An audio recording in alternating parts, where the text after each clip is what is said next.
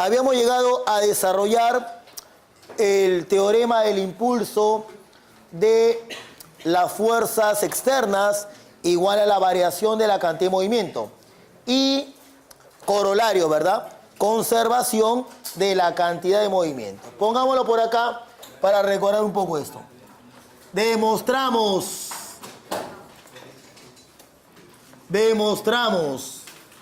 que la sumatoria de los impulsos de las fuerzas externas era igual a la variación de la cantidad de movimiento del sistema. ¿De acuerdo? Y luego vimos corolario, ¿verdad? Corolario.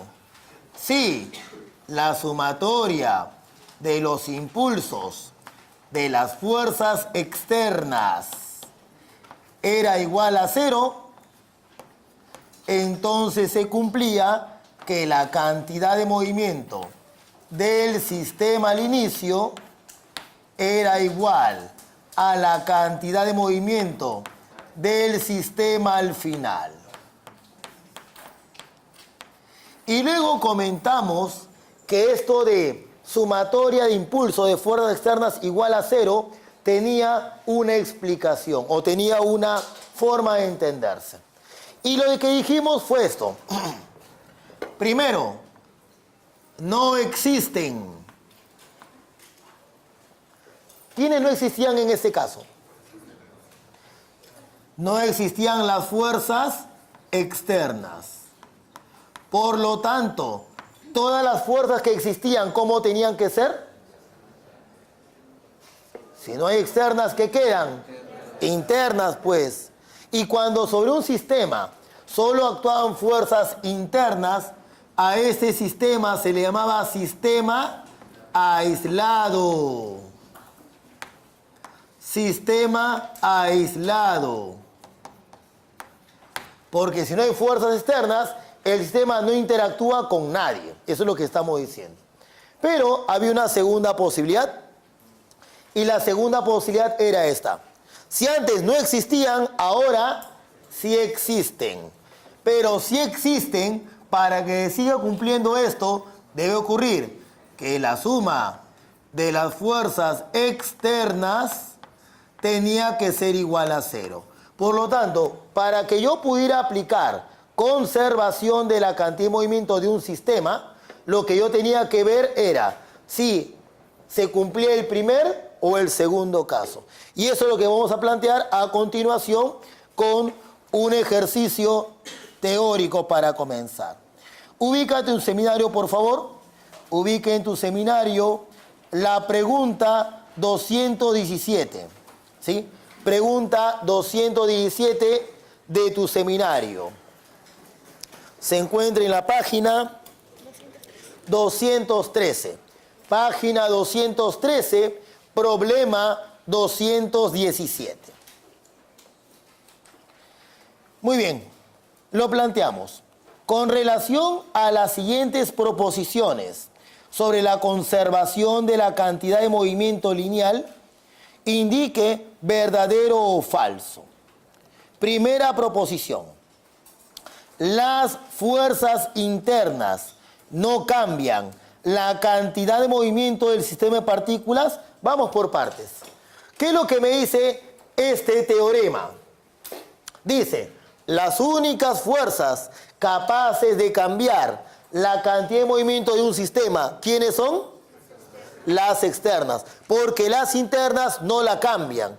¿Y por qué no la cambian? Porque se cancelan entre sí. ¿Y cómo sabía que todas las fuerzas internas se cancelaban entre sí? Tercera ley de Newton. Revisa tu teoría. 2. En ausencia de fuerzas externas sobre un sistema de partículas, se conserva la cantidad de movimiento del sistema. En ausencia de fuerzas externas, no es lo mismo decir no existen fuerzas externas o sistema aislado. ¿Y qué se cumple en ese caso? La cantidad de movimiento del sistema se conserva. Por lo tanto, la segunda proposición es correcta. 3. Y la pregunta 3, la tercera proposición, todavía no la podemos contestar. Pero te voy a dar la respuesta. Al final de la clase justificaré ello. El centro de masa del sistema de partículas acelera solo si la resultante de las fuerzas externas es no nula. Eso es verdadero. Queda pendiente la justificación al final de la clase. ¿De acuerdo? Muy bien. ¿Cuál sería la clave entonces, chicos? Sería avión, ¿verdad? Todas verdaderas. Ok. Muy bien. Veamos entonces una primera aplicación de esto de la conservación de la cantidad de movimiento del sistema de partículas. Empecemos por el ejercicio número 219.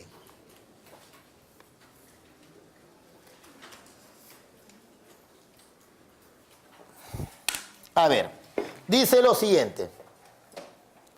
Un bloque de masa 5m en reposo sobre un piso liso es atravesado por un proyectil de masa m minúscula, entrando y saliendo como se muestra en la figura. Determine la velocidad en metros por segundo que adquiere el bloque. Chicos, primero, ese dibujo realmente es bastante confuso, porque pareciera que hubiera dos balas, cuando en realidad es una bala, dibujo inicial, antes de incrustarse en el bloque, y luego es la misma bala habiendo salido del bloque. Entonces, vamos a mejorar un poquito ese dibujo. Tendrías lo siguiente. Primer caso. ¿Sí? Primer caso. El bloque se encuentra inicialmente en reposo. Dato del problema. Y la bala se mueve con 10 metros por segundo a la derecha. Es el caso inicial.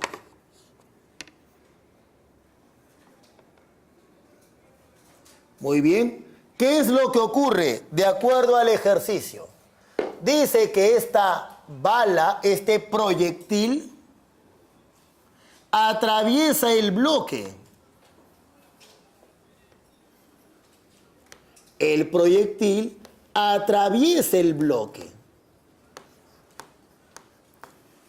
Y luego de haber atravesado este bloque, de repente es un bloque hecho de mantequilla, por ejemplo. Imagínate eso. Un bloque de mantequilla. La bala atraviesa el bloque con facilidad.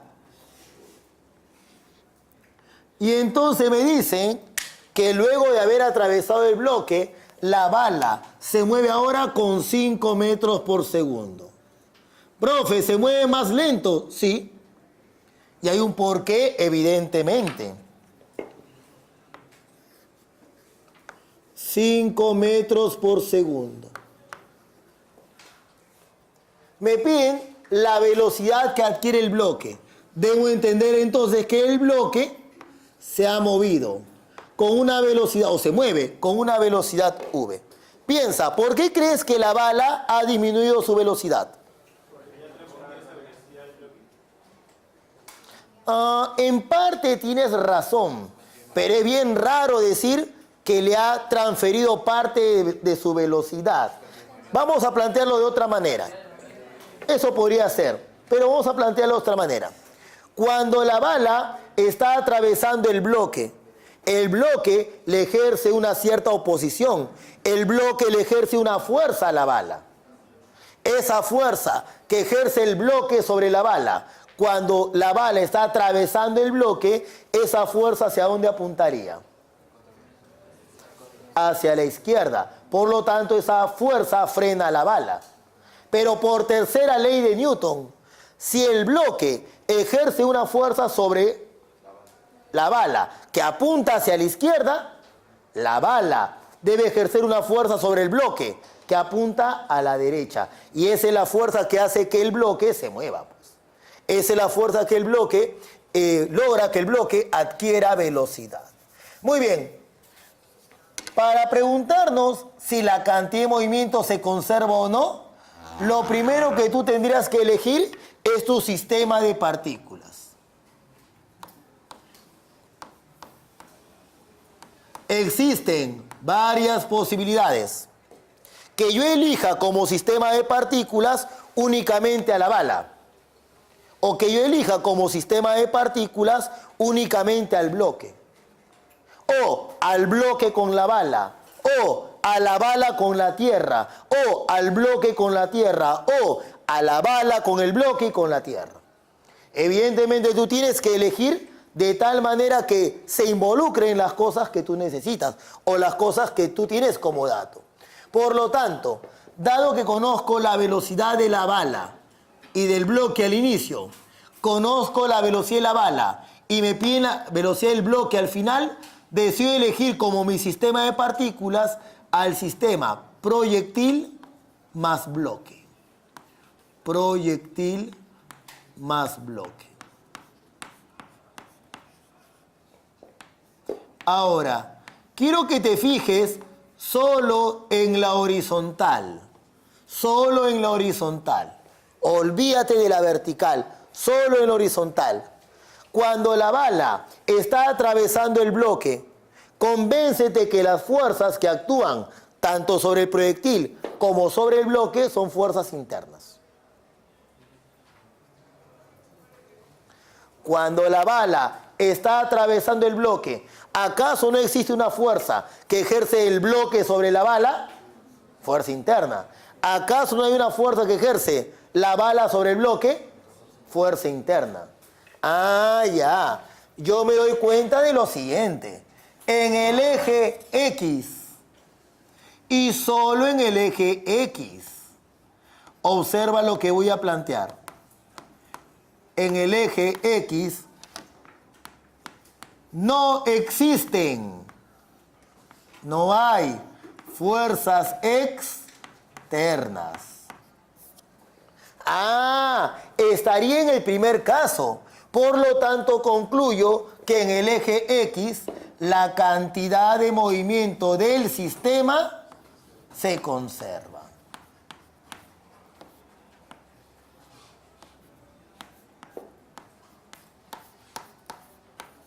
Se conserva. Ahora, tú te preguntarás, profe, pero ese es en el eje X, ¿y por qué no trabajó en el eje Y? ¿Sabes por qué no? Porque en el eje Y, primero, no está la velocidad que yo necesito. La velocidad que necesito es horizontal. Eso me está indicando que debo analizar lo que ocurre en la horizontal. No analizo en vertical porque resulta que en la vertical no se conserva la cantidad de movimiento del sistema. Porque hay una fuerza externa. ¿De quién estoy hablando? Del peso. Entonces, voy a aplicar conservación, pero solo en el eje X. Por lo tanto, ya salió el ejercicio. ¿Cómo calculaba la cantidad de movimiento del sistema? Lo puse. No, no es la masa por velocidad de nada. Cuidado. No confundas cantidad de movimiento de una partícula, que es masa por velocidad, con la cantidad de movimiento de un sistema de partículas. Está en tu cuaderno. Yo puse, se define la cantidad de movimiento de un sistema de partículas.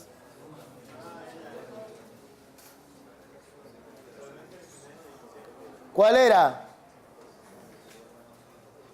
¿Está en la demostración? Ah, ya. Falta esa partecita, no te preocupes. Creo que voy a revisar cuaderno. ¿No estás copiando? Bueno, aquí lo tiene en borrador, pero ya lo va a pasar a limpio. ¿Verdad? Ya está. Ya no interesa que tenga varios cuadernos. Igual tienes que hacer uno nuevo. Muy bien. Profe, ¿qué definimos como cantidad de movimiento del sistema? Fácil. La suma de las cantidades de movimiento de cada una de las partículas. Así que planteamos cantidad de movimiento del sistema al inicio. Ah, ya. Sería la cantidad de movimiento del proyectil.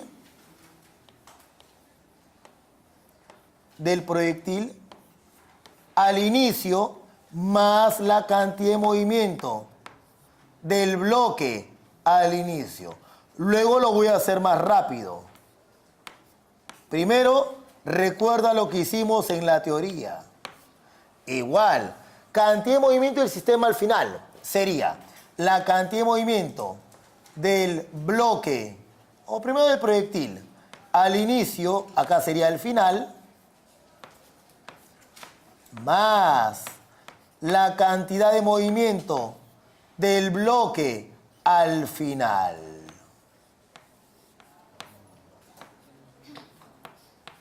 Ahora sí, ya tengo la cantidad de movimiento del sistema y voy a calcular la cantidad de movimiento de cada una de las partículas. Sería entonces cantidad de movimiento del proyectil al inicio.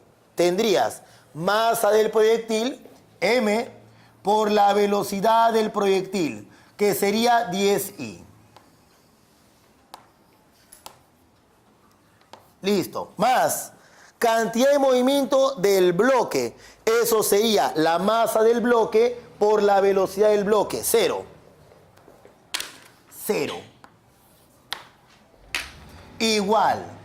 Cantidad de movimiento del proyectil al final. La masa del proyectil m por la velocidad del proyectil 5i. Más. Cantidad de movimiento del bloque. Masa del bloque 5m por la velocidad del bloque u.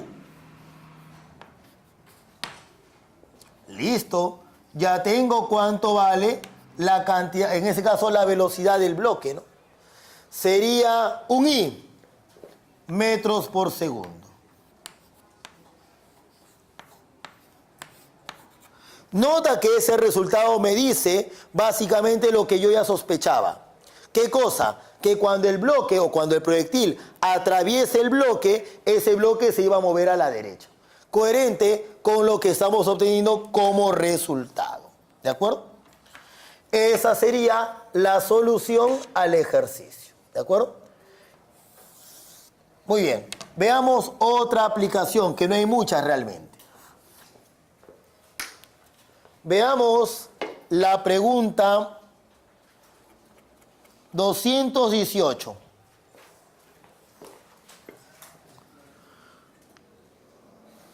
Pregunta 218. A ver, dice, los dos bloques de la figura están unidos por una cuerda y un resorte inicialmente comprimido de constante K igual a 3 por 10 al cuadrado newton por metro. Un instante después de que la cuerda se rompe, los bloques se separan del resorte y el bloque A adquiere una rapidez de 1 metro por segundo. ¿Cuál es la longitud natural del resorte? A ver, pensemos de la siguiente manera. A ver, razonamiento. Se entiende que en ese dibujo me están indicando la longitud del resorte cuando está comprimido. Por dato vale 0,2.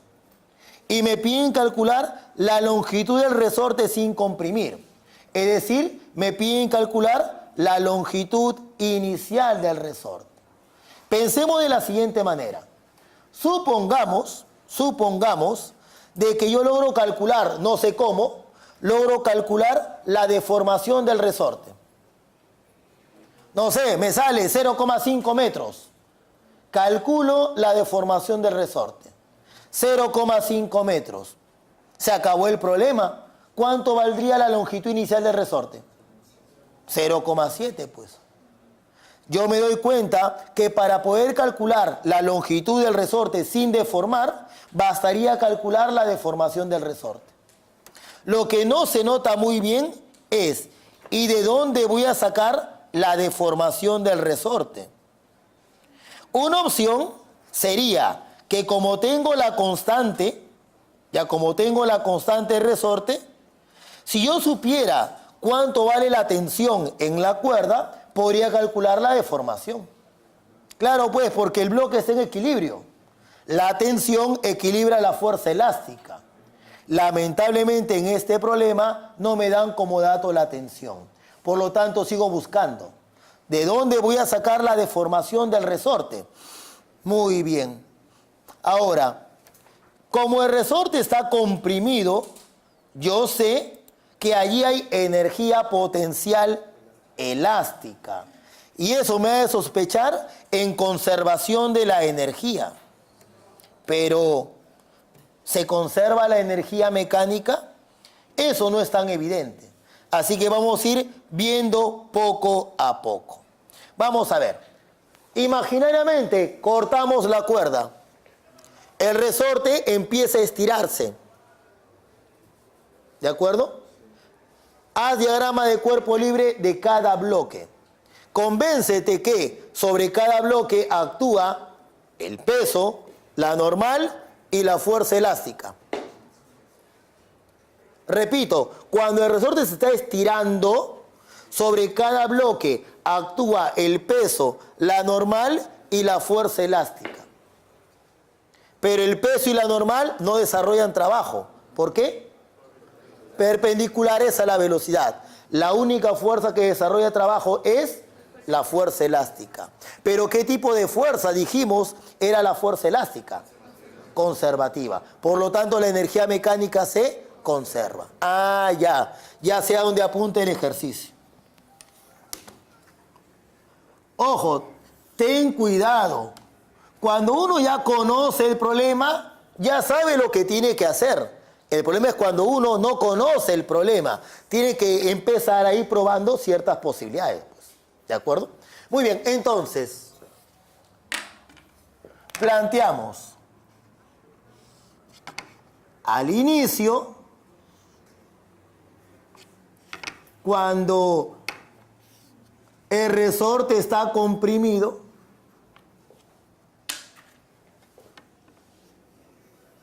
y luego al final. Ahora, un detalle. Este punto es importante para que no haya ambigüedad. Nota esto. Un instante después de que la cuerda se rompe, los bloques se separan del resorte. ¿Notaste eso? ¿Notaste eso? O sea, el resorte está comprimido y tan pronto como corta la cuerda, los bloques salen disparados, pero sin el resorte. El resorte no está fijo a los bloques, solamente está apoyado. Es como esto. Quitan la cuerda, cae. Listo. Eso es lo que hace el resorte. Por lo tanto, mi segundo dibujo ya no contabiliza el resorte.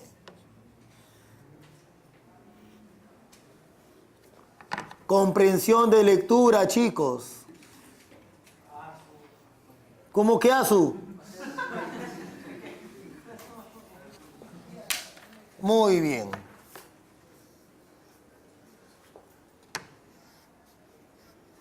Entonces, los bloques adquieren cierta rapidez. De acuerdo al ejercicio, el bloque A adquiere una rapidez de 1 metro por segundo. Él es A, ¿verdad?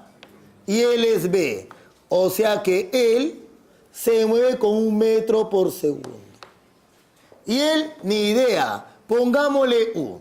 Listo. Ya sé lo que tengo que hacer. Primero, conservación de la energía mecánica.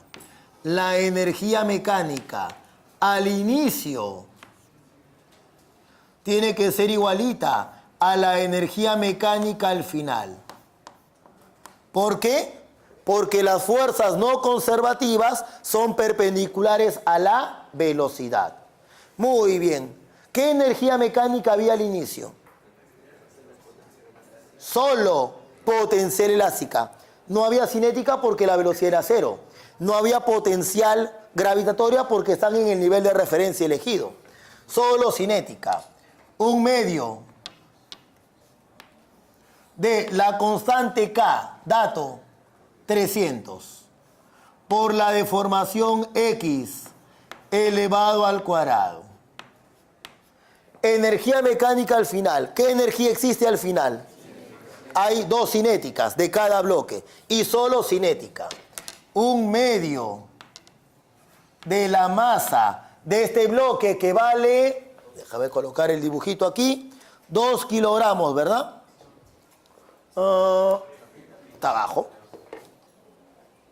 Listo. 2 kilogramos. Un medio de 2 por 1 al cuadrado. Más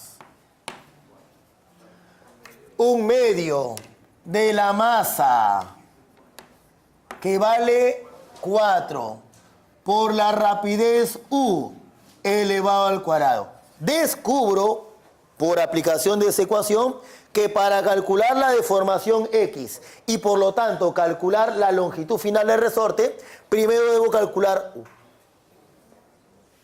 Ya está. ¿Cómo calculo U? Este problema, ¿no te parece similar al problema 219? Tenía la velocidad de los cuerpos antes de la interacción. Me dan la velocidad de uno de ellos y me pedían calcular la velocidad del otro. Ah, acá se parece un montón, porque conozco la velocidad de los cuerpos al inicio. Conozco la velocidad de uno de ellos al final y requiero la velocidad del otro. Eso me hace sospechar conservación de la cantidad de movimiento del sistema de partículas. Pero problema, ¿se conservará la cantidad de movimiento del sistema?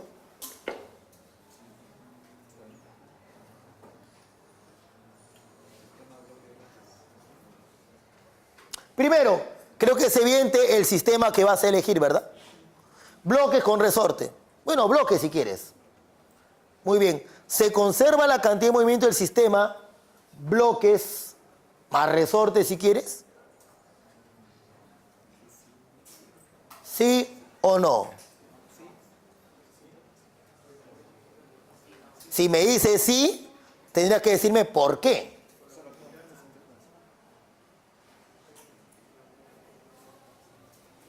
¿Se parece este ejercicio? ¿Por qué aquí la cantidad de movimiento del sistema se conservaba? Porque las fuerzas que ejercía el bloque sobre el proyectil y el proyectil sobre el bloque eran fuerzas internas. No había fuerzas externas. Por lo tanto, la cantidad de movimiento se conservaba. Y aquí ocurre exactamente lo mismo.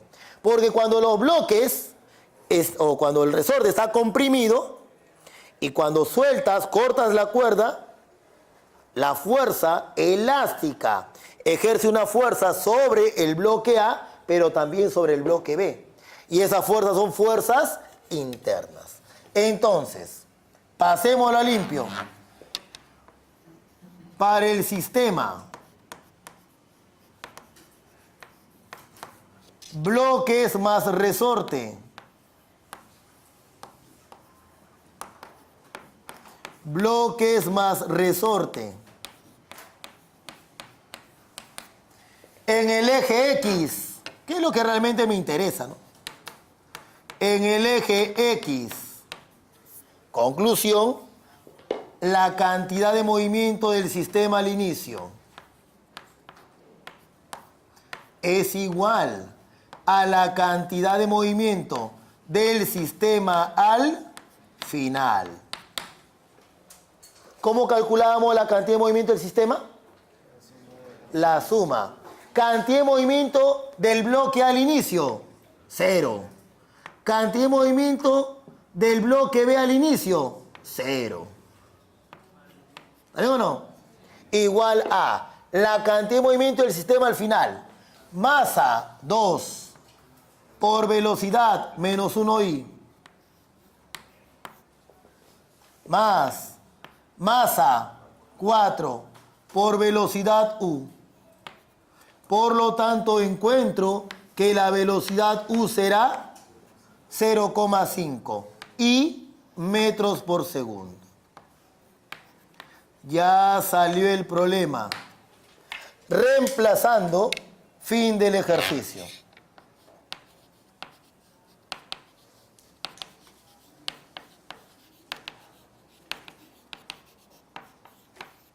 Reemplazando. Tendrías 150x al cuadrado. Igual, tendrías 1 más 2u al cuadrado, 0,5 al cuadrado, un cuarto, un medio. X vale un décimo. ¿Verdad? 0,1 metro. Por lo tanto, la longitud inicial es la longitud final más la deformación. O sea, 0,2 más 0,1, 0,3. Y esa es la respuesta al ejercicio. Tremendo ejercicio, tremendo problema, porque nos ha obligado a utilizar dos leyes de conservación. Conservación de la cantidad de movimiento del sistema y conservación de la energía. Hay otro problema clásico, sí, clásico de clásicos de este tipo. Tarea para ti, busca en este caso el llamado péndulo balístico. Con ese nombre lo vas a buscar. Péndulo balístico. Una vez vine en una práctica calificada. Péndulo balístico. Para que reconozcas el dibujo, el péndulo balístico es una cuerda con un bloque en la parte inferior y tú lanzas un proyectil. El proyectil se incrusta en el péndulo, se desvía un poquito. Conociendo la altura a la que llega el conjunto, tú puedes estimar la velocidad con la que fue disparado el proyectil. Péndulo balístico, ¿sí? Péndulo balístico. Te lo dejo como tarea para ti.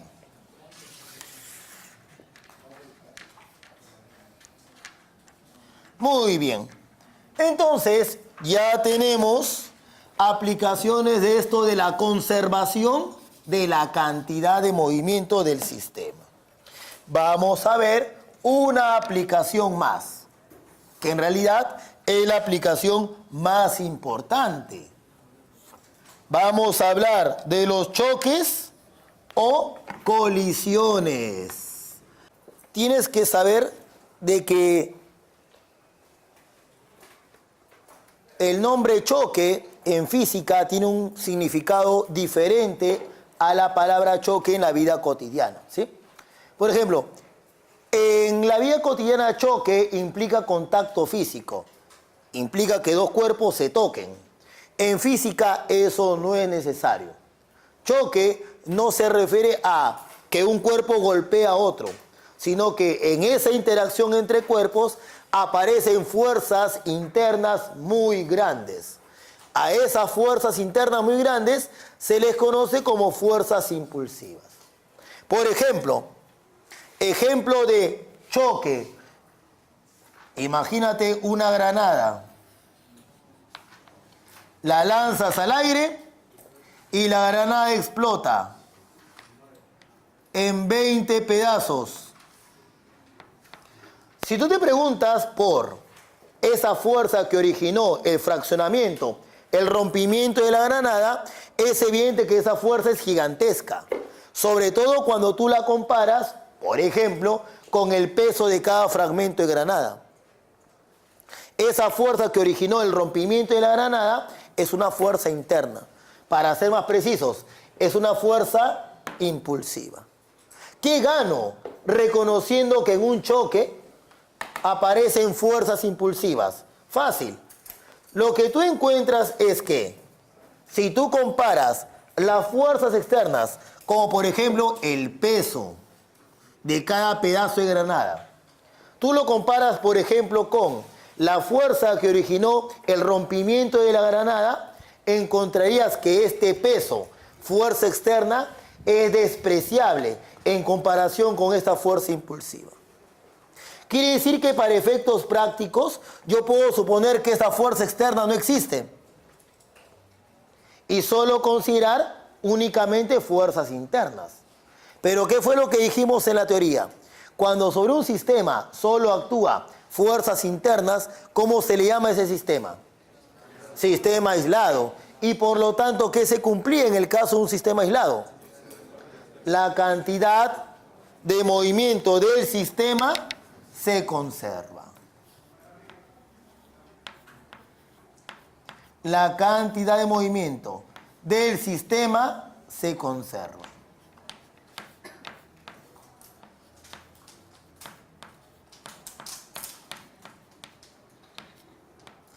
Entonces, todo lo que he escrito aquí arriba, todo eso, es simplemente para justificar el hecho de que en todo choque la cantidad de movimiento del sistema se conserva. Ya, ¿no entendiste esa parte? Quédate con la idea general. Ya. En todo choque, la cantidad de movimiento del sistema se conserva. ¿De acuerdo? Esa es la idea principal en esta parte. Muy bien, pero ahora lo que voy a hacer es clasificar a los choques. Hay diferentes criterios para clasificar a los choques. Por ejemplo, por el número de dimensiones en el que ocurre. Choques unidimensionales, frontales se le llama. Choques bidimensionales, oblicuos se le llama. Esa clasificación no me interesa. A mí me interesa clasificar a los choques de un punto de vista energético. Y eso es lo que quiero plantear a continuación. Entonces decimos, desde un punto de vista energético,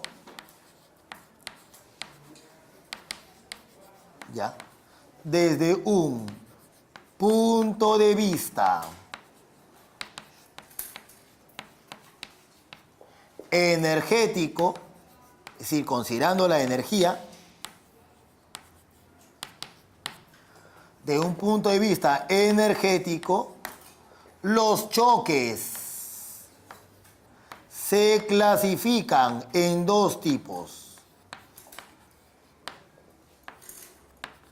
Los choques se clasifican de la siguiente manera. Primer tipo de choque. Choque elástico. Choque elástico.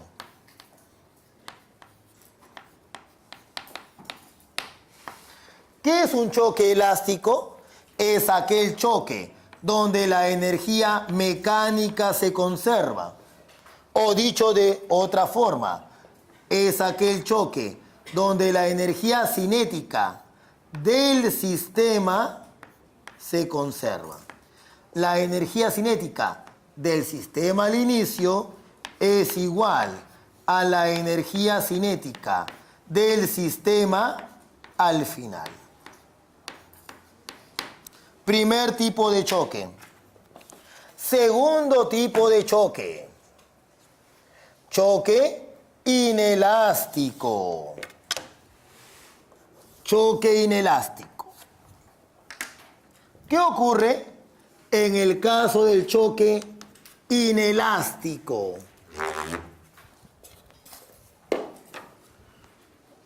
Resulta que en este tipo de choque la energía mecánica no se conserva.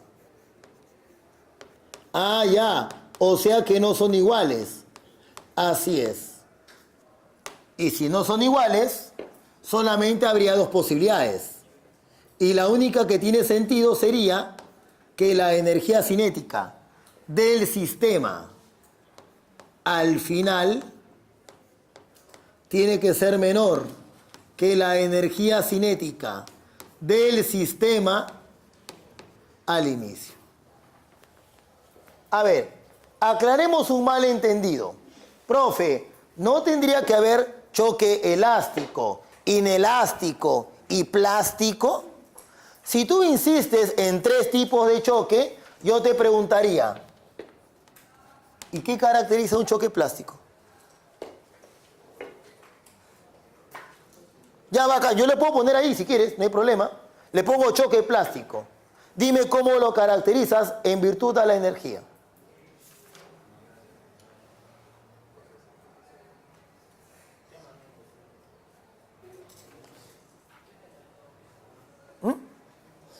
No se puede, ¿verdad? Entonces solamente hay dos tipos, ¿no? Listo. Solamente hay dos tipos, ¿de acuerdo? Muy bien. Entonces, voy a hacer o voy a resolver la siguiente situación. Y es el único caso que me interesa en este momento. Decimos, consideremos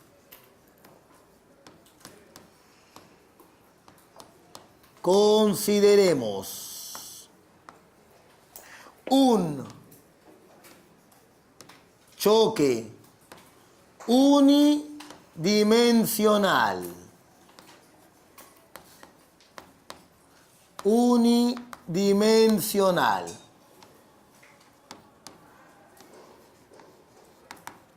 Y elástico.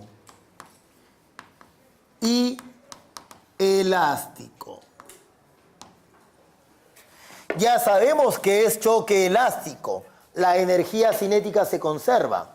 Pero unidimensional, ¿qué significa eso? Significa que los cuerpos, antes y después del choque, se mueven en la misma línea. Eso es lo que significa. Entonces, hagamos un dibujo. El problema que queremos resolver es el siguiente.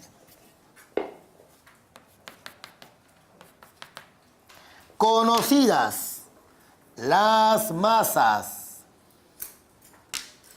y las velocidades de las partículas antes del choque,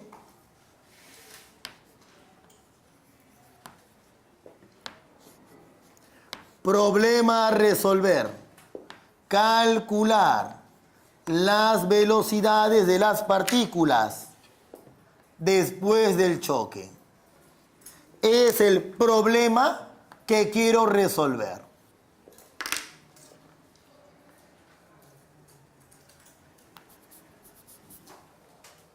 Lo primero que debes plantear es esto. Ok, si yo quiero calcular la velocidad de las partículas después del choque, problema. ¿Y cómo se mueven después del choque? Nota que existen varias posibilidades. Te comento algunas. Luego del choque, 1 rebota y retrocede, y 2 se mueve a la derecha. Siguiente posibilidad. Luego de chocar, 1 se queda quieto y 2 es el que se mueve a la derecha, etcétera, etcétera, etcétera. Recomendación: tú siempre asume este caso. Siempre asume que los cuerpos, luego del choque, se van a mover a la derecha. Asume eso. ¿Qué es lo peor que va a pasar? Lo peor que va a pasar es que cuando tú hagas los cálculos, alguna de esas velocidades te salga negativa. Lo cual, lo único que significará es que el valor es el correcto. Solo que hemos fallado a la hora de elegir la orientación. Nada grave. Muy bien. Entonces, resolvamos este problema. ¿Cómo calculo U1 y U2? Como tengo dos incógnitas, es obvio que requiero dos ecuaciones. Planteemos la primera. Y la primera, obviamente, será aplicar la conservación de la cantidad de movimiento del sistema.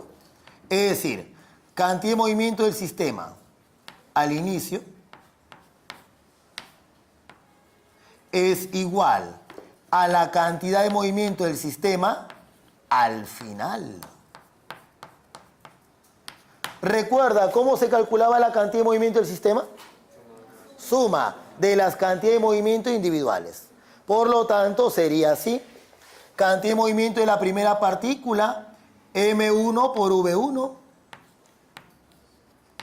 más cantidad de movimiento de la segunda partícula, M2 por V2, igual cantidad de movimiento del sistema al final, suma de la cantidad de movimiento de la primera partícula más la cantidad de movimiento de la segunda partícula. Si bien es cierto, esa ecuación es correcta, es demasiada general. Y entonces yo me doy cuenta de lo siguiente. Todas las velocidades, antes y después del choque, son colineales. Eso entonces me está sugiriendo que sería muy útil elegir un sistema coordenado. Eje X. Eje X. ¿Por qué, profe? Porque si elijo ese eje como el eje X, ¿cuál sería la orientación de todas esas velocidades? Y pues, me puedo aprovechar de eso. Entonces tendrías, eligiendo el eje X de esa manera, tendríamos masa por, ¿cómo dijimos que se construía cualquier vector? Módulo por unitario. Módulo V1 por el unitario I. Y repito lo mismo para el resto. M2 por V2 por I igual a M1 por U1 por I más M2 por U2 por I. Ya, yo sé que es muy tentador cancelar el I, pero eso no es posible. Lo que realmente se hace es esto. Esto se escribe como M1 por V1 más M2 por V2 por I. Aquí M1 por U1 más M2 por U2 y todo eso por I. Y para que los vectores sean iguales, las componentes tienen que ser iguales. Ya está. Eso es lo que realmente se hace. ¿Ya no entendiste? Cancela así nomás, ¿ya? Listo. Ya está. Y entonces, ¿qué obtienes? M1 por V1 más M2 por V2 igual M1 por U1 más M2 por U2. Tengo una ecuación con dos incógnitas. Me falta una ecuación más. Todavía no puedo resolver ese problema. Sigamos. ¿Y de dónde voy a sacar la otra ecuación que necesito? ¿Qué tipo de choque es este? Y si es un choque elástico, ¿qué se cumple? Conservación de la energía cinética. Eso es lo que voy a usar. Tendrías entonces energía cinética del sistema al inicio es igual a la energía cinética del sistema al final. Creo que se entiende que estos no son exponentes, ¿verdad? Ya, listo. No se pensar que estoy elevándolo a cero. No, ¿verdad? Ah, ya por si acaso. Muy bien. Entonces, sale uno, dice el otro. O sea, gracioso. Entonces, inicial y final, ¿de acuerdo? Muy bien. Energía cinética del sistema al inicio. Ah, no te dije. ¿Y qué cosa es energía cinética del sistema? Fin, simple, fácil. La suma de las energías cinéticas de cada partícula. Entonces sería así. Energía cinética del 1/2 de la masa por la rapidez al cuadrado más la energía cinética del 1/2 de la masa por la rapidez al cuadrado igual a ¿quién? A la energía cinética del sistema al final, que sería 1/2 de la masa por la rapidez al cuadrado más energía cinética del 1/2 de la masa por la rapidez al cuadrado. Puedo cancelar el 1/2 si quieres. Y tendrías que M1 por V1 al cuadrado más M2 por V2 al cuadrado va a ser igual a M1 por U1 al cuadrado más M2 por U2 al cuadrado. En principio, conociendo esta ecuación y esta ecuación, el problema ya está completamente resuelto. Porque tendrías dos ecuaciones con dos incógnitas. Se acabó. Recuerda que las masas y las rapideces o las velocidades son conocidas. Una ecuación entre 1 y U2. Otra ecuación entre 1 y U2. Problema resuelto. Ya sabemos cómo resolver cualquier problema que involucre choque elástico. Pero recuerda, ¿qué dijimos? Que no solamente había choque elástico, también había choque inelástico. Profe, ¿podemos resolver el problema del choque inelástico? No, no se puede. ¿Por qué no se puede? Veamos. Esta ecuación seguirá siendo válida para el choque inelástico. Habla, está en la pizarra. ¿Esta ecuación sigue siendo válida para el choque inelástico? Sí, pues, ¿qué parte de en todo choque no entiendes? O después de media hora que escribí, dice, en todo choque. Esta ecuación sigue siendo válida, pero esto no. Porque en el choque inelástico, acá tendría que colocar, ¿sí o no? Mayor, porque está al revés, ¿se entiende, verdad? Tengo una desigualdad, no podría resolver ese sistema. Y entonces, ¿cómo resolvemos un problema de choque inelástico? Ya. La idea entonces ahora es, partiendo de esta idea sencilla, generalizar ciertas cosas. Y eso se puede hacer, mira, vamos a observar que va a ser muy útil plantear lo siguiente. Al M1 por 1, pásalo a restar y factoriza M1. ¿Qué obtienes? M1. Y me quedaría V1 menos 1. Igual. Al M2 por V2, lo pasas a restar y factorizas M2. M2 por U2 menos V2.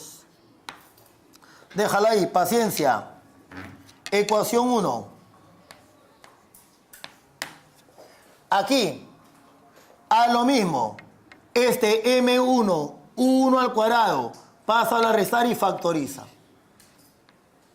Entonces, M1 por V1 al cuadrado menos U1 al cuadrado. ¿Igual a quién? A lo mismo y factoriza M2. U2 al cuadrado menos V2 al cuadrado. Llámale ecuación 2. Creo que es evidente lo que tendrías que hacer con las ecuaciones 1 y 2. ¿Qué me conviene hacer con ambas ecuaciones? Dividir. Profe, ¿por qué? Porque acá hay diferencia de cuadrados, acá hay suma por diferencia. Y como acá tiene la diferencia, fácil. Entonces, decimos, dividiendo 2 entre 1. La ecuación 2 la divides entre la ecuación 1. A ver, dividamos esto sobre esto. Chau M1, chau V1 menos U1, y me quedaría V1 más U1. V1 más 1. Igual a, hago la misma jugada y me quedaría U2 más V2. ¿Ya? Eso por el momento no me dice nada, hasta que hago lo siguiente. U2 menos 1 igual a V1 menos V2. Eso se me hace más conocido. ¿Por qué? Porque es una resta de velocidades. Y eso fue lo que te vino en el examen parcial. ¿O no? VA menos VB. ¿Qué cosa era eso? Hoy no quiero ver ni tu nota, en serio. Eso vino en el parcial. VA menos VB. ¿Eso a qué era igual? La velocidad relativa de A respecto... dice... su madre, oye. VA menos VB. Acá es lo mismo. Tienes la velocidad relativa. Profe, pero las U's son después del choque. Perfecto. Y tengo aquí V1 menos V2. Esto sería ante el choque. Esto es una especie de velocidad relativa después del choque y esto es una especie de velocidad relativa ante el choque. ¿Por qué digo una especie de? Porque se entiende que este es el módulo de una velocidad relativa. Pero acá hay algo raro. ¿No me habré equivocado? ¿No debió salir V2 menos V1 como aquí? ¿No me habré equivocado? Acá no debió salir 1 menos U2 como aquí.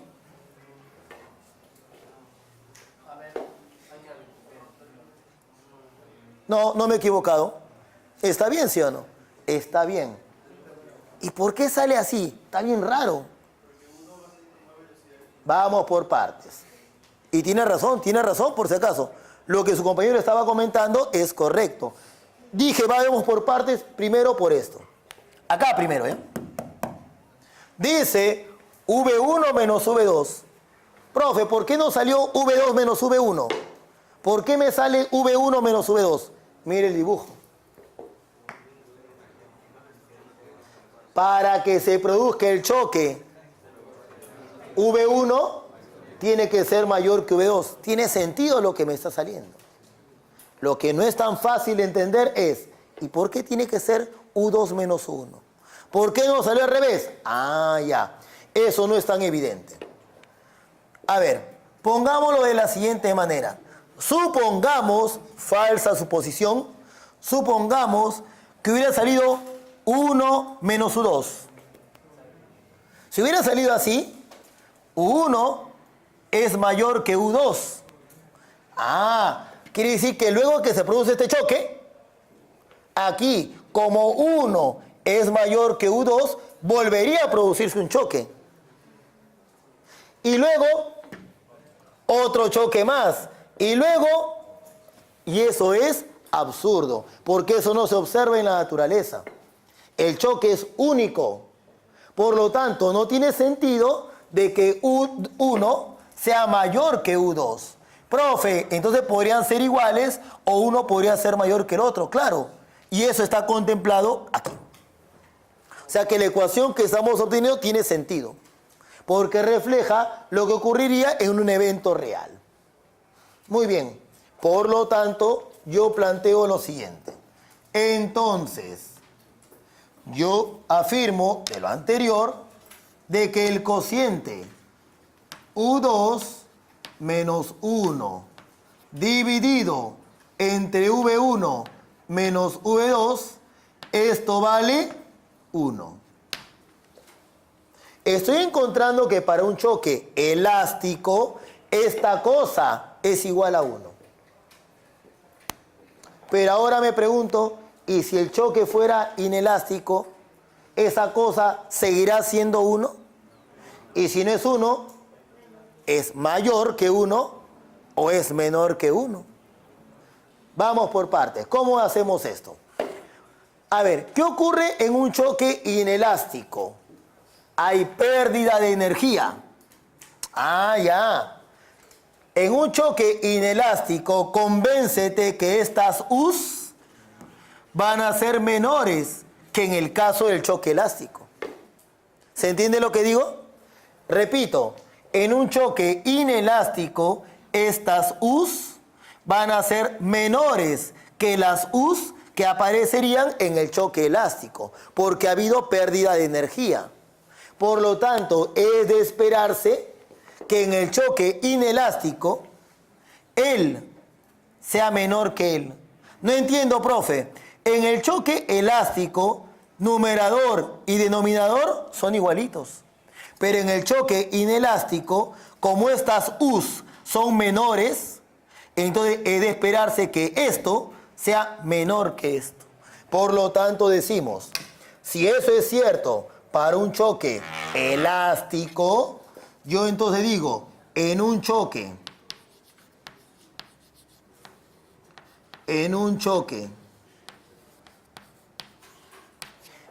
inelástico, ya, en un choque inelástico, esto tiene que ser menor que 1. Menor que 1.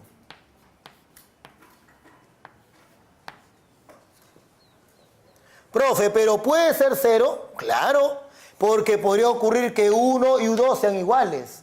Por lo tanto, pondré que esto es mayor o igual a 0. Ah, ya. Estoy encontrando que esta cosa que está aquí también me sirve para caracterizar a los choques. Dicho de otra manera, en un choque elástico, la energía cinética se conserva. En un choque inelástico, la energía cinética disminuye. En un choque elástico, esta cosa vale 1. En el choque inelástico, esta cosa va entre 0 y 1. Estoy encontrando que esta cosa también me está sirviendo para caracterizar a los diferentes tipos de choques que existen. Por lo tanto, a esa cosa le voy a dar un nombre especial. Se le llama coeficiente de restitución. Y eso es lo que voy a hacer a continuación. Coeficiente de restitución. Entonces ponemos por acá.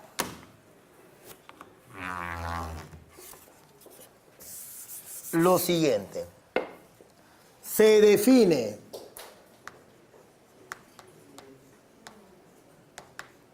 el coeficiente de restitución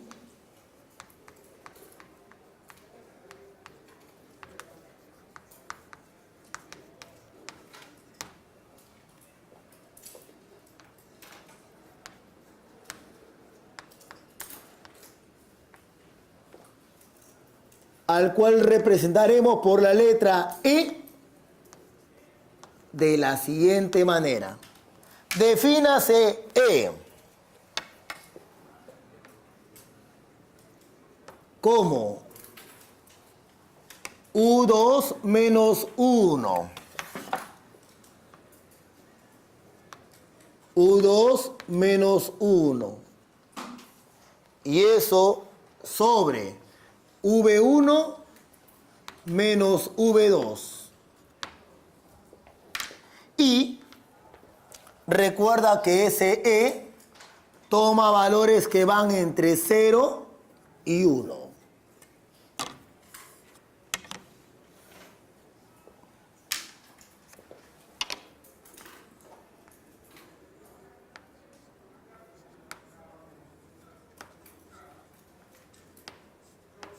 Ahí está. Si se logra medir el coeficiente de restitución E en forma experimental, ya podría resolver un problema de choque inelástico. ¿De acuerdo? Este E, te decía, me permite,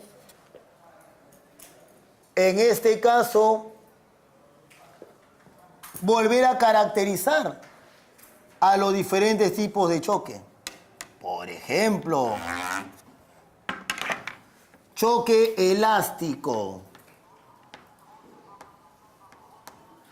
Ya no voy a decir la energía cinética se conserva, ya no. Ahora lo voy a decir de otra manera. Choque elástico, que se cumple que el coeficiente de restitución E vale 1. Y luego, en el choque inelástico. Choque inelástico.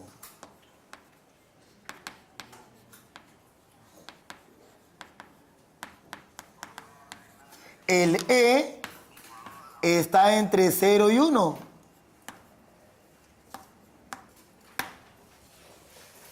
Y es aquí donde aparecen los malos entendidos. Espera, ahora te explico. Aquí aparecen los malos entendidos. ¿En qué sentido? Bien simple.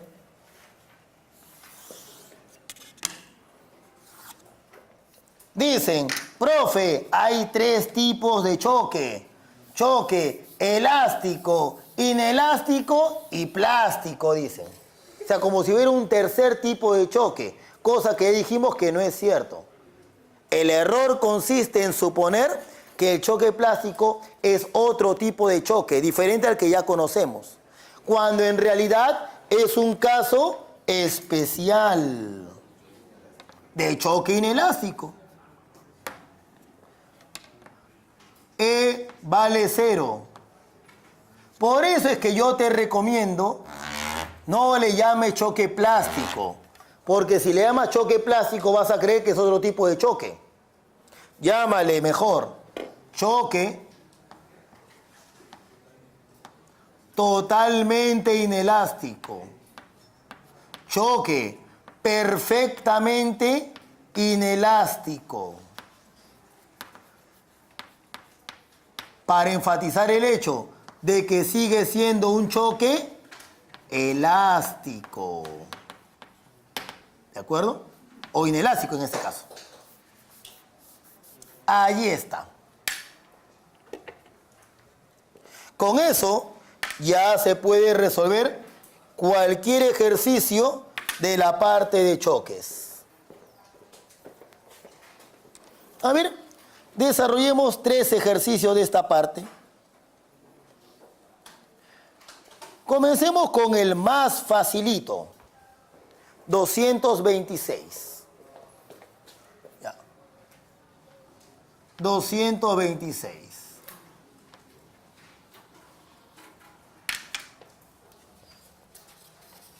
Y te voy indicando algunas pautas generales que se utilizan para desarrollar los ejercicios.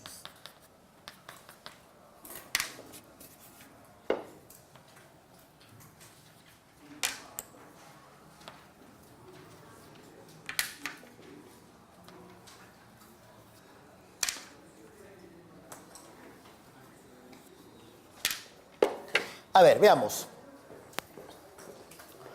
Dice lo siguiente. Las masas de la figura se mueven sin fricción, chocando elásticamente. Calcule la relación entre las energías cinéticas, energía cinética de A sobre energía cinética de B después del choque.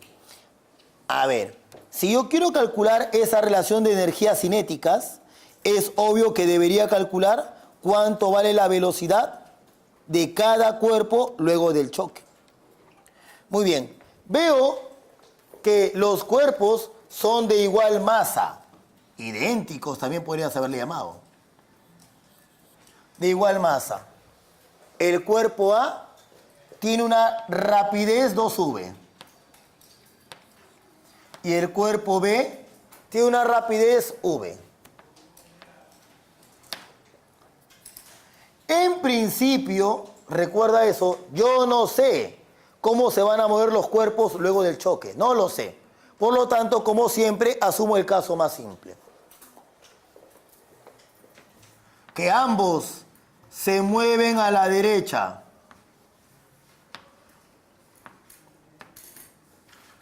U sub A y U sub B. Conocidas las masas y las velocidades de los cuerpos antes del choque, calcular las velocidades después del choque. Muy bien, empecemos. ¿Qué se cumple en todo tipo de choque? Conservación de la cantidad de movimiento. De frente, masa m por velocidad 2v. Observa un detalle. Yo aprendí de esta parte que por gusto estoy colocando i. ¿No ves que al final no va a aparecer? Ah, ya. Entonces simplemente considero las magnitudes con todo y signo. Más Cantidad de movimiento del otro cuerpo. Masa por velocidad. Igual a ¿quién? Cantidad de movimiento del otro cuerpo. Aquí. Masa M por velocidad UA. Vamos a ponerle frente. UA. Más la masa del M por la velocidad V. Por lo tanto, encuentro mi primera ecuación que U sub A más U sub B vale 3V. Primera ecuación. Necesito una segunda ecuación. ¿Qué tipo de choque es? Por lo tanto, tengo dos opciones. Aplicar conservación de la energía cinética o definición de coeficiente de restitución. Voy a aplicar lo último, que es mucho más rápido. Definición de coeficiente de restitución. E igual a 1, igual. Una de las ventajas de suponer este caso al final siempre es que me permite de arranque utilizar esa versión del coeficiente E, sin modificar. Es decir, colocaría U2 menos 1, en mi ejemplo, V menos UA.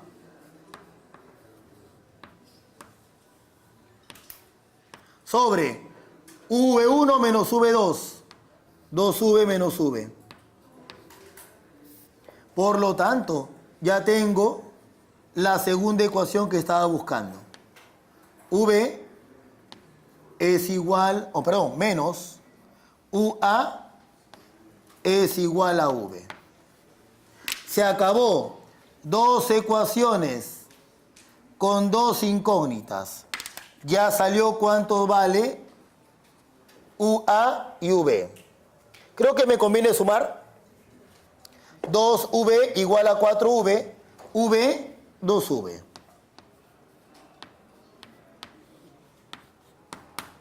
Por lo tanto, UA valdría V.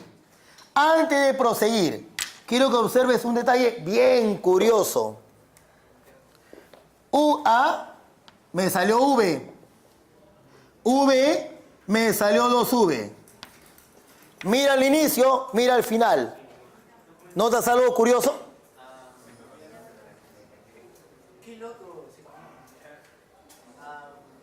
¿Qué notas? Que es como si los cuerpos hubieran intercambiado sus velocidades. Profe, ¿siempre se cumple eso? Nunca. Con una excepción. ¿Cuáles son las dos condiciones?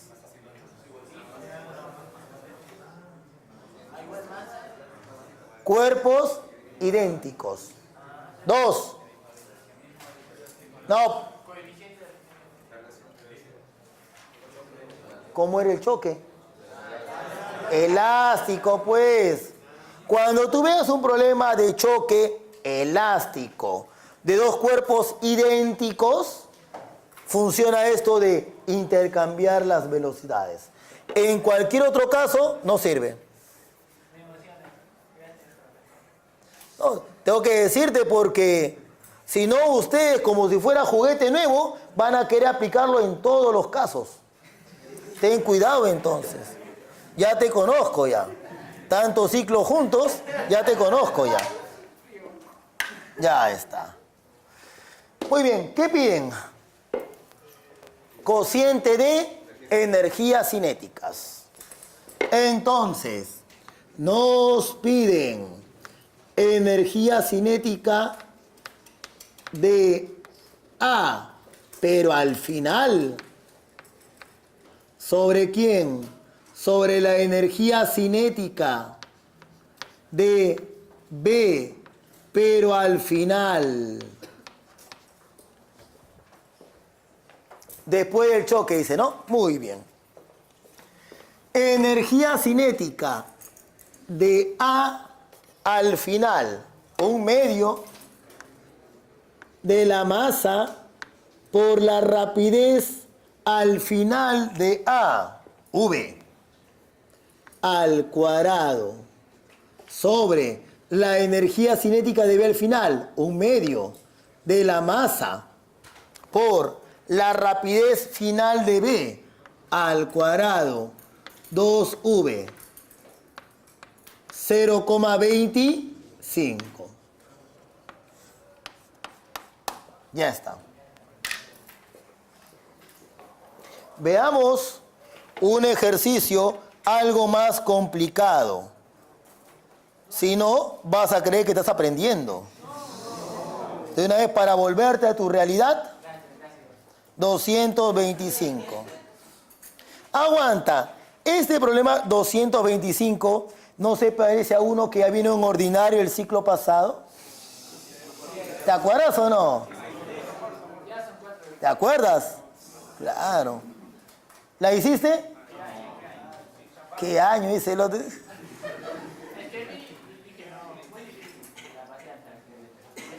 ¿Lo hiciste o no?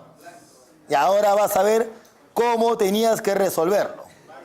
¿Ya? Ya, no importa. Pero más vale tarde que nunca. -1. ¿Que estás hablando de la clave o de la nota que sacaste? Bien, veamos la pregunta 225. Se muestran 3 canicas de igual tamaño, pero diferentes masas. Ya fue. Ni se te ocurra aplicar eso de que las velocidades intercambian, que tú eres capaz. ¿Ya? 2 de ellas en reposo y una que se acerca con velocidad U. Si todos los choques son elásticos, determine la velocidad de la canica de masa M inmediatamente después que experimente el primer choque. Fácil, hay que hacerlo por partes simplemente. Es obvio que 3M primero va a chocar con 2M. Entonces, eso es lo primero que tienes que resolver, pues. Esa pregunta de ordinario no era difícil, pero sí era operativa. ¿Sí? Sí era operativa, pero nada del otro mundo.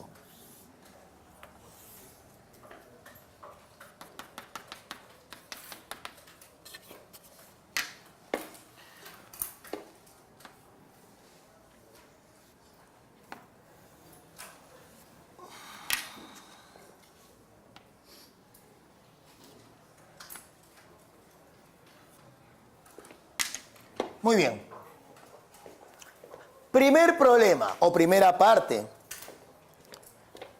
3M se mueve con una velocidad U y impacta con 2M que se encuentra en reposo. 2M que se encuentra en reposo.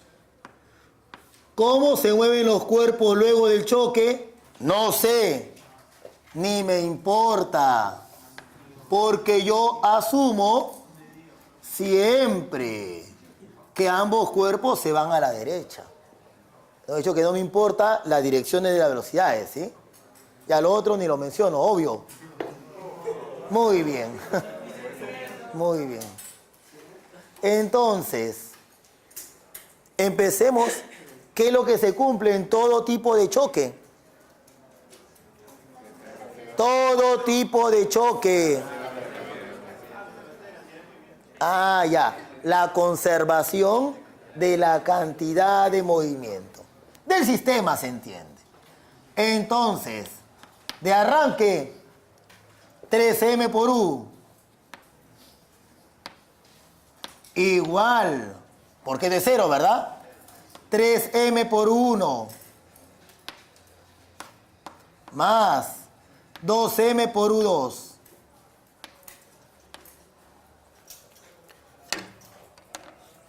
Y entonces encuentras que chao M es 3U1 más 2U2 es igual a 3U. Es obvio que necesito otra ecuación más. 2 ecuaciones con 2 incógnitas, el problema ya estaría resuelto. ¿Qué tipo de choque es este?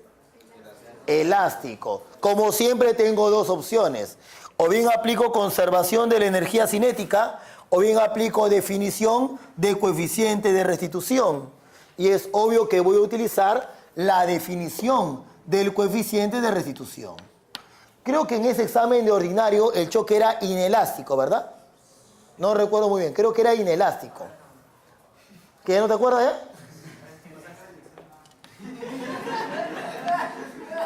ya? Ya. Entonces, ya, de ahí revisa tu original, ¿ya? Entonces, E igual a 1. Pero este E es U2 menos 1. Mira lo útil que es ponerlo siempre así, más fácil. Sobre V1 menos V2. Por lo tanto, de aquí obtienes tu segunda ecuación, que U2 menos 1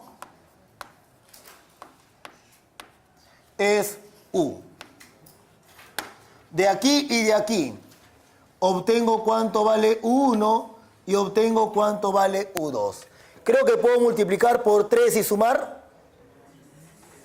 Por 3 y sumo. Por 3, chao.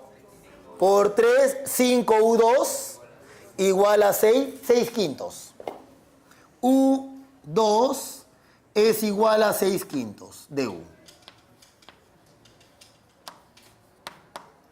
Y U1 sería 6 quintos menos U. 1 quinto. U quintos. Verifícalo. Ya está. O sea, este problema es igualito al problema 226. Solamente que aquí te dicen, ok, ya chocaron 3M con 2M. Ahora, date cuenta que 2M va a chocar con M. Profe, pero si 2M choca con M, ¿qué pasa con 3M? Mira, se sigue moviendo, pero con una velocidad que es menor que la velocidad de 2M. Por lo tanto, esto de aquí se va a quedar rezagado. No me importa lo que ocurre con esa masa. ¿De acuerdo? Por lo tanto, analizo lo mismo, pero con 2M y M. Entonces, hagamos ello. Por eso te decía, no, el problema no es difícil, pero es laborioso. Es laborioso. Es el único malo. Pero de que sale, sale el problema.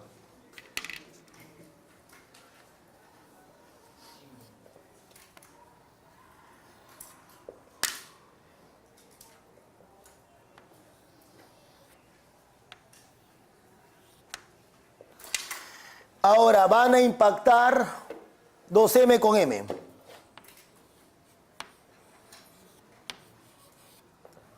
2M con M. 2M que viene con una rapidez 6 quintos de U. El otro que está en reposo. Y otra vez, no pierdas el tiempo pensando en cómo se van a mover después del choque. Tú asume lo más común. Se entiende que estas U's son diferentes de las anteriores, ¿verdad? Para no colocarle U1', U2', ¿verdad? Muy bien. Repito el procedimiento del problema anterior. Conservación de la cantidad de movimiento. 2M por 6 quintos de U igual 2M por 1 más M por U2. Por lo tanto, 2U1 más U2. 2U1 más U2 igual a 12 quintos de U.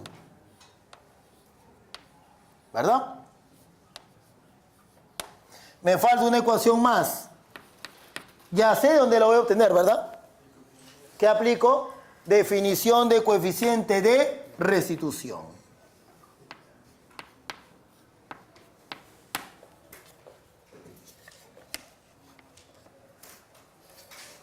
Entonces tendrías U2 menos 1 sobre V1 menos V2, 6 U quintos menos 0.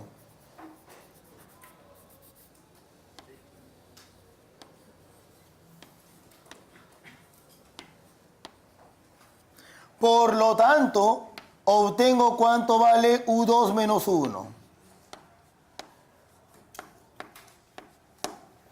6/5 de U.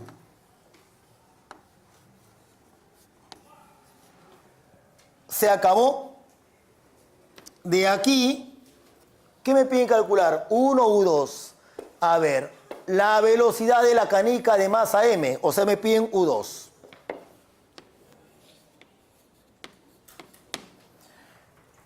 Multiplico por 2.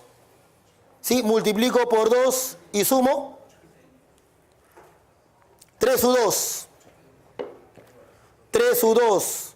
24 quintos. 8 quintos. U2 vale 8U quintos. Y esa es la respuesta al ejercicio. Ya está. Dos esferitas idénticas, una de ellas inicialmente en reposo, colisionan frontalmente. Después del choque, la bolita que estuvo en reposo adquiere una energía cinética igual al 50% de la energía cinética total antes del choque. Y me preguntan cuál es aproximadamente el coeficiente de restitución entre las esferas. Muy bien. A ver, pensemos un momento. Me piden calcular el coeficiente de restitución y me dicen que inicialmente una de las esferas estaba en reposo. Si las esferas son idénticas, tienen igual masa. Una de ellas se encuentra en reposo, esta por ejemplo. Y la otra se mueve con una cierta velocidad v. Luego del choque, la clásica. Asumo que ambos se mueven hacia la derecha, con velocidades 1 y U2. Si yo aplico la definición del coeficiente de restitución en ese problema, el E me saldría así. U2 menos 1 sobre V menos 0. O sea que me va a salir U2 menos 1 sobre V.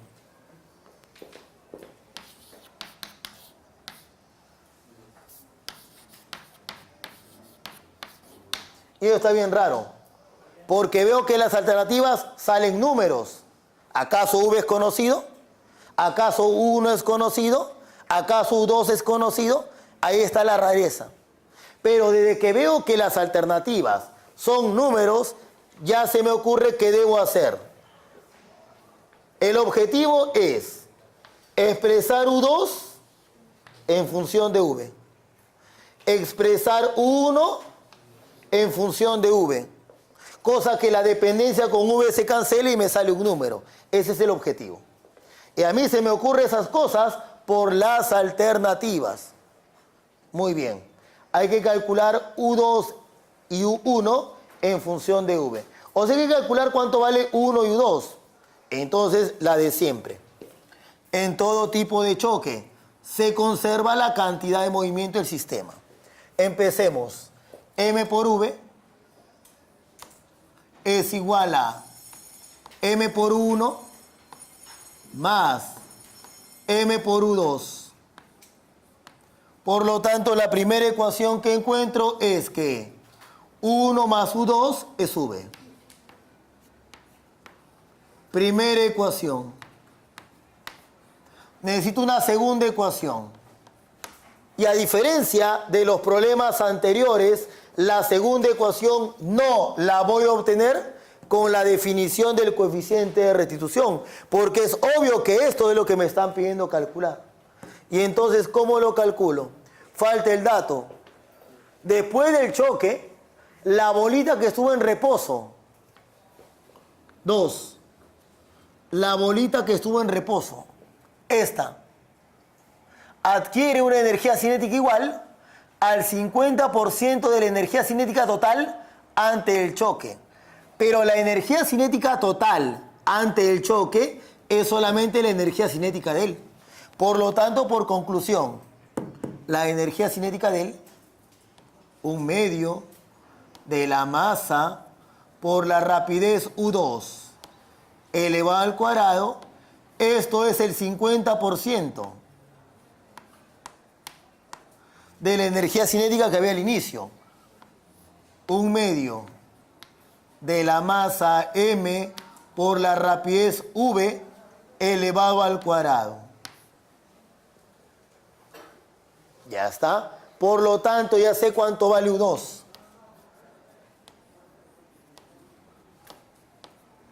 U2 vale V sobre raíz de 2. ¿Está de acuerdo? Y si U2 vale V entre la raíz de 2, también ya salió 1. V menos V entre la raíz de 2. 1 menos 1 entre la raíz de 2 multiplicado por V. Resuelvo el sistema de ecuaciones y obtengo 1 y U2. Ya está. Ya salió el problema. Porque llegué al objetivo que me había trazado al inicio. Definición de coeficiente de restitución. E es igual a U2 menos 1 sobre V1 menos V2. U2, V entre la raíz de 2, menos 1, 1 menos 1 sobre la raíz de 2, por V. Y eso dividido entre V.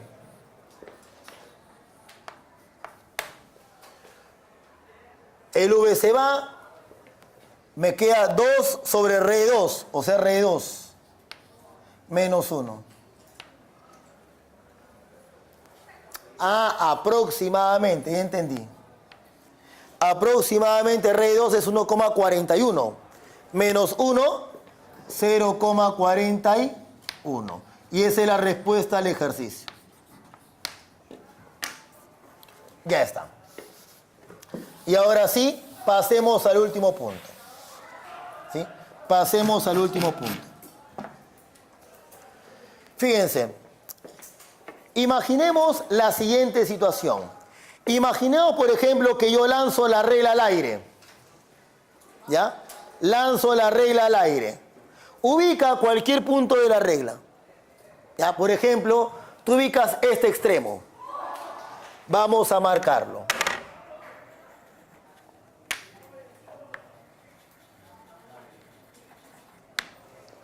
Ya está. Donde está el 100. ¿De acuerdo? Entonces, lanzo la regla. ¿Y qué va a ocurrir? Que la regla, al ser lanzada, va a ser una cosa de este tipo. Ese punto que tú fijaste va a ser un movimiento bien, pero bien complicado de analizar. Bien difícil. Sin embargo, si tú vuelves a analizar otra vez el movimiento de la regla en el aire, notarás que hay un punto de la regla que describe una trayectoria parabólica.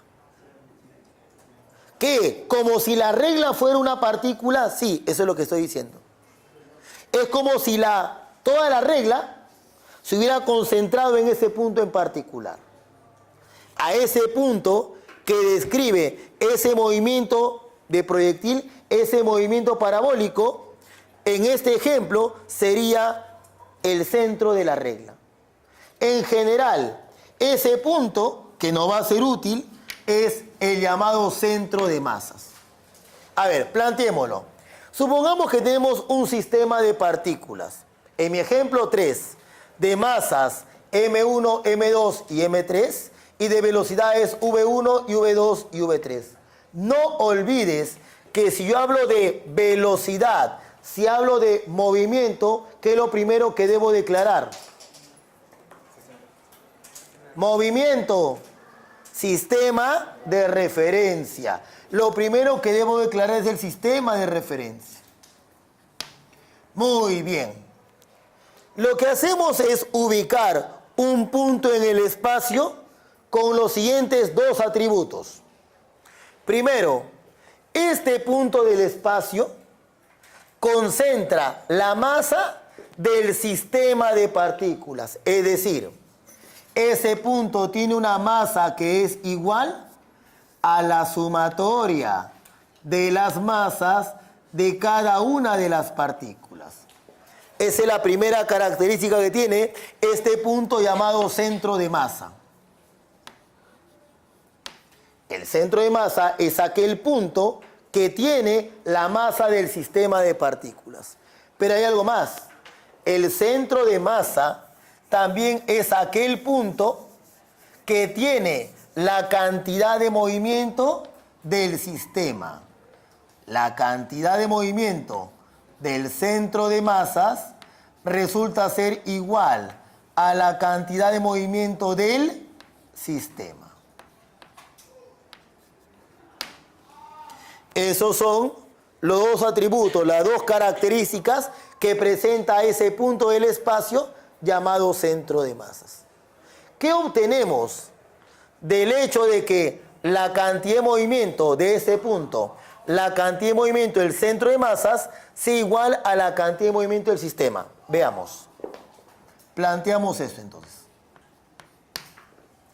La cantidad de movimiento del centro de masas es igual a la cantidad de movimiento del sistema. Pero, ¿qué cantidad de movimiento tiene el centro de masas? Respuesta. Tiene la masa del sistema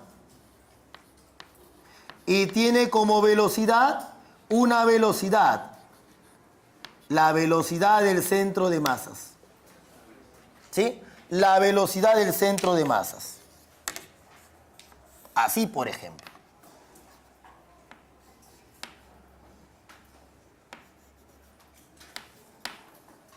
Pero, ¿qué era la cantidad de movimiento del sistema? Fácil. Era la suma de las cantidades de movimiento de cada una de las partículas. Voy a colocarlo acá abajo. Por lo tanto, la cantidad de movimiento del centro de masa, masa del sistema, por la velocidad del centro de masas. ¿Y cómo se calcula la cantidad de movimiento del sistema? Como la suma de las cantidades de movimiento individuales. M1 por V1 más M2 por V2 más M3 por V3. Y se acabó. Despeja de aquí la velocidad del centro de masas.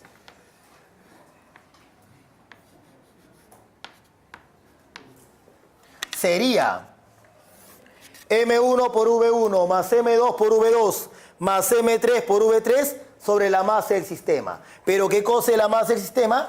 La suma de las masas. Y aparece el famoso promedio ponderado.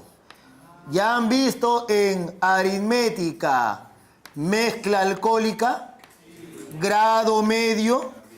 Ya está. Esta ecuación se te tiene que hacer familiar. Grado medio de una mezcla alcohólica también es un promedio ponderado, al igual que lo es la velocidad del centro de masas. Primera ecuación. Muy bien, con esto se puede demostrar, yo no lo puedo hacer aquí, así que tú créeme nomás. ¿Sí? Se demuestra.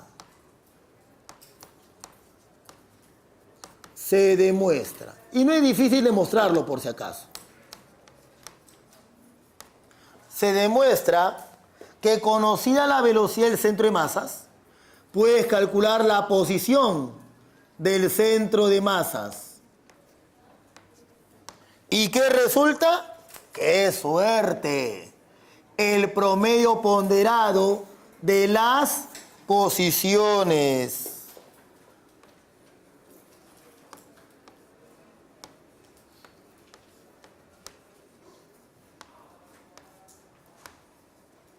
A ver, me explico mejor.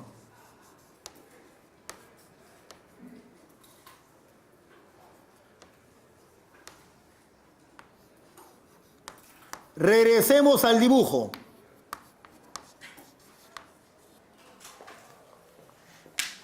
La partícula 1 se encuentra respecto a este sistema de referencia en la posición R1.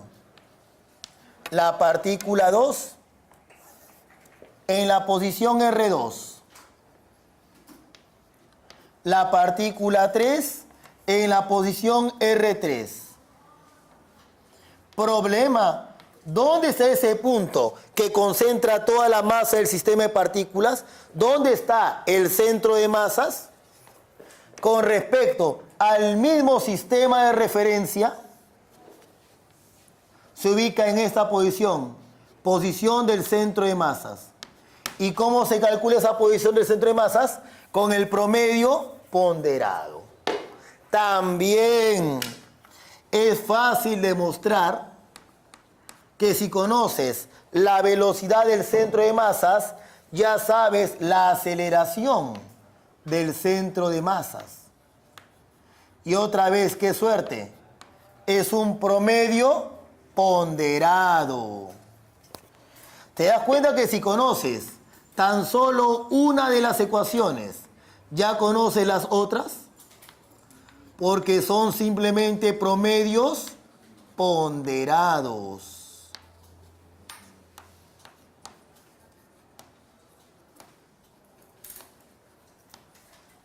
Sobre la suma de las masas. Sobre la suma de las masas.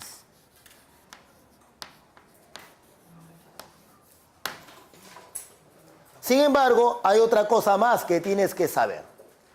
Fíjense, pensemos un momento en lo siguiente. ¿A qué te recuerda M1 por A1? Fuerza. ¿Qué fuerza? Resultante. M1 por A1 da cuenta de la resultante de fuerzas que actúan sobre el cuerpo 1. Por la misma razón, M2 por A2 sería la resultante de las fuerzas que actúan sobre el cuerpo 2. Y lo mismo para la partícula 3. Pero, si esto es un sistema de partículas, esas fuerzas no las clasificamos en internas y externas. Por lo tanto, en el M1 por A1 estarán metidas las fuerzas internas y las fuerzas externas sobre la partícula 1. De igual manera para la partícula 2 y de igual manera para la partícula 3. ¿Qué aprendimos la clase anterior? Que cuando yo sumaba todas las fuerzas internas, ¿cuánto me salía eso? 0. ¿Y en qué me basaba para afirmar de que la suma de fuerzas internas era 0? Tercera ley. Entonces, quiere decir que cuando todas la suma, todas las fuerzas internas se cancelan. Y por lo tanto, ¿qué te quedarían? Solo te quedarían las fuerzas externas. Por lo tanto, podemos reescribir esto. Que la aceleración del centro de masa va a ser igual.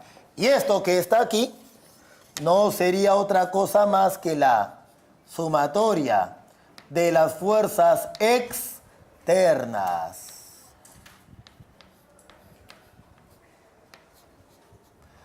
¿Sobre quién? Esto lo voy a colocar como la masa del sistema. Dime, ¿esta ecuación no te trae recuerdos?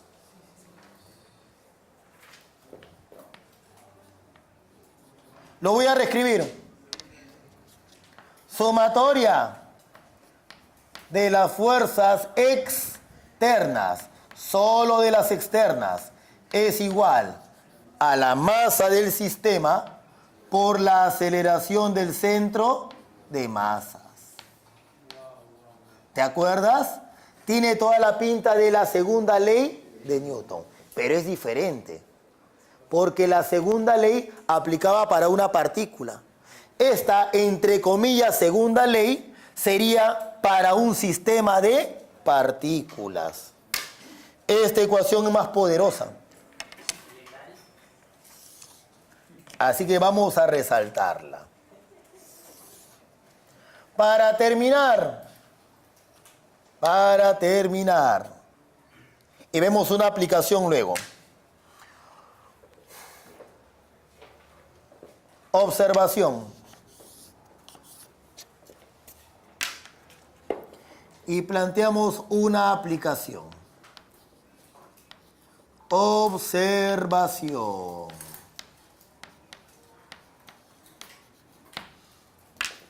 A ver, decimos, si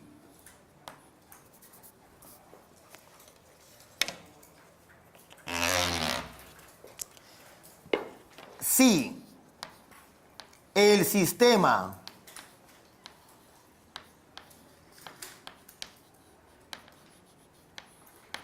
es aislado.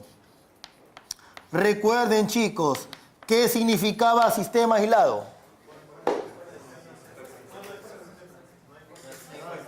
No existen fuerzas externas.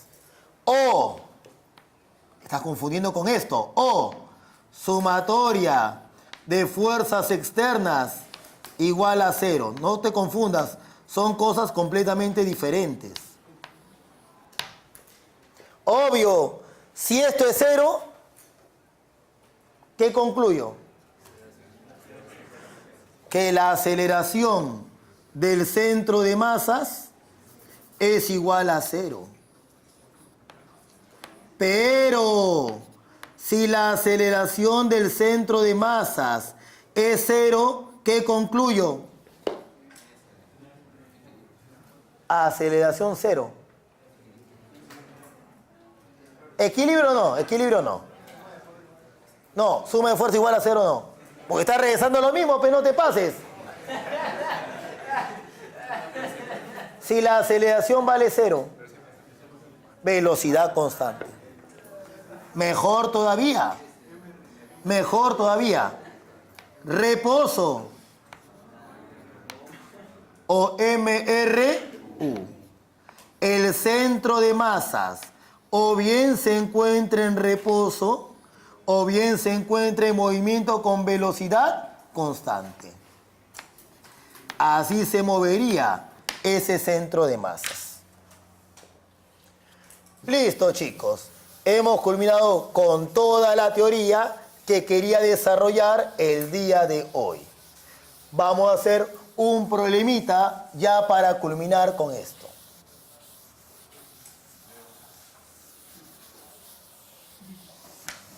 Realmente, aquí la mayoría de ejercicios son de aplicación directa del promedio ponderado. Pero he visto un problema que es muy interesante, porque nos va a hacer recordar temas que ya se han visto anteriormente. Mira, por ejemplo,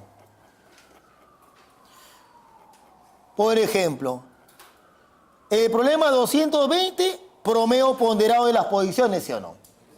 Nada que hacer. El problema 221, promedio ponderado de las posiciones.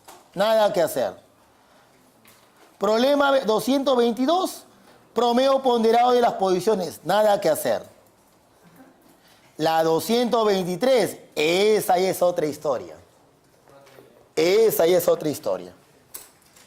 Así que desarrollémoslo.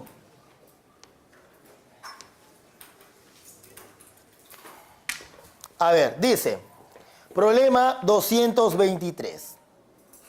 La posición de dos partículas A y B están dadas por RA igual a esa cosa y RB igual a esa cosa.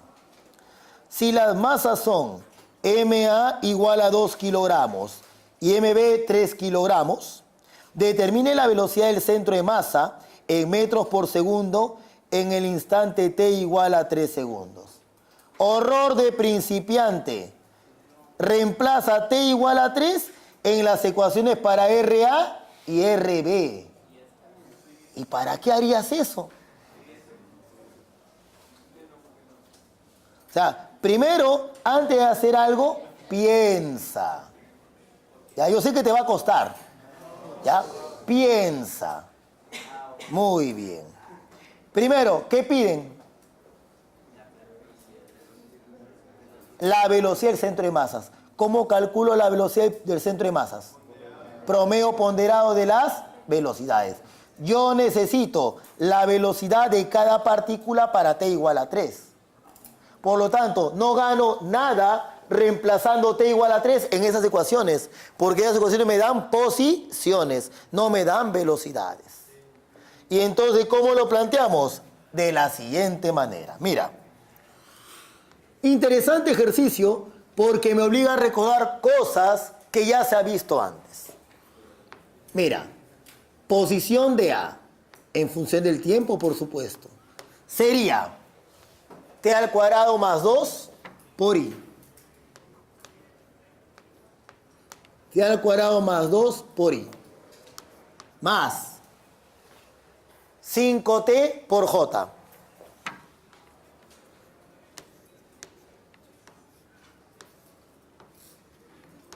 Yo quiero la velocidad en función del tiempo. ¿Qué es lo que voy a hacer? Bien simple. Esto tiene la pinta de x por y más y por j.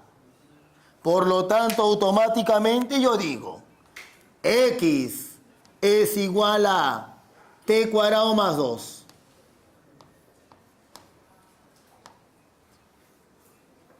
¿Esta ecuación no se te hace conocida?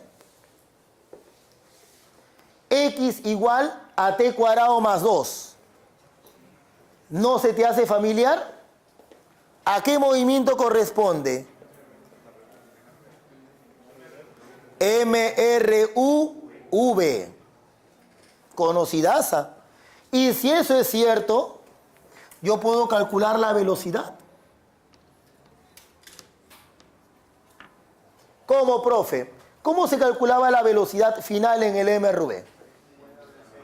Velocidad inicial. Fíjate cómo has olvidado las cosas. Velocidad final en el MRV, ¿a qué es igual? Velocidad inicial más la aceleración por el tiempo. Al ojo, la velocidad inicial vale 0. Piensa.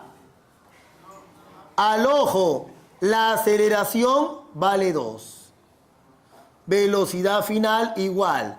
Velocidad inicial más la aceleración que vale 2 por el tiempo. ¿Recuerdas eso? Tu cara me dice que no.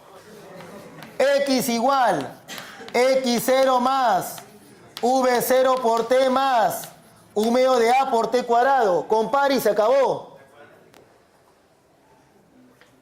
Ojo, no puedes olvidar esas cosas, son demasiado elementales. De frente ya sale. De frente sale. Te comento esto porque no falta ciclero que me dice, profe, ¿por qué no deriva? Dice. O sea, alucinante, ¿sabe derivar? No, el tipo sabe derivar, pero no sabe contestar, oye, ¿cuánto vale la aceleración? ¿Entiendes? Te digo, ¿cómo alguien puede saber matemática superior y no saber reconocer al ojo que la aceleración vale 2 o que la velocidad inicial vale 0? Absurdo. Entonces, primero, hace esto, ¿no? Muy bien. Y igual a 5t. Fácil. ¿Qué movimiento es este? MRU. Al ojo, si es un MRU, la velocidad que es constante vale 5. Elemental. MRU. Ya está. Por lo tanto, ¿te das cuenta que yo podría calcular entonces la velocidad para t igual a 3 segundos? ¿Cómo, profe? Vx por i más Vy por j. Vx para t igual a 3, 6. 6i. Para t igual a 3, sigue 5. 5j. Ya tengo la velocidad de A. ¿Estás de acuerdo? Ya tengo la velocidad de A. Calculo la velocidad de B para t igual a 3 segundos, ponderado, fin del problema. Veamos. Repitamos lo mismo. Posición de B.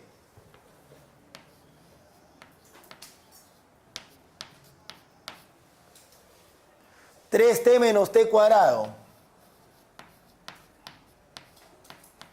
por i más 5 menos t cuadrado j. A propósito, ya lo borré. De aquí, x igual a 3t menos t cuadrado. Entonces la velocidad será, al ojo, velocidad inicial 3 más, al ojo, aceleración menos 2. Ya está. Y igual a 5 menos t cuadrado mRV. Por lo tanto, la velocidad y será velocidad inicial 0 más aceleración menos 2. Ya está. ¿Ves? Estás recordando cosas que ya has visto antes, pues. Muy bien, yo quiero la velocidad para t igual a 3 segundos. La velocidad para t igual a 3 segundos. Fácil. Vxi más Vyj. De arranque, ¿está bien? Menos 3i. Menos 6j.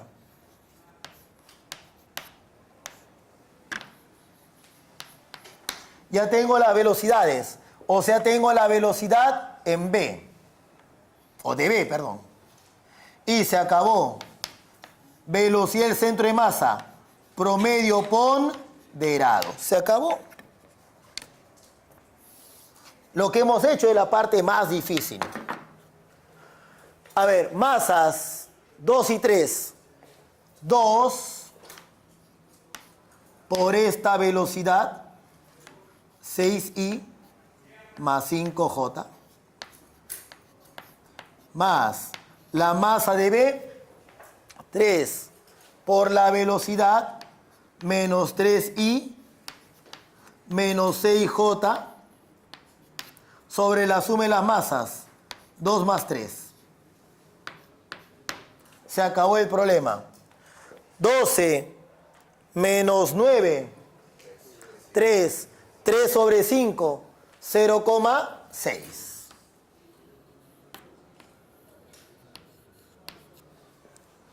Veamos los jotas. 10j menos 18j menos 8j menos 8j sobre 5 menos 1,6j. Y esto expresado en metros por segundo.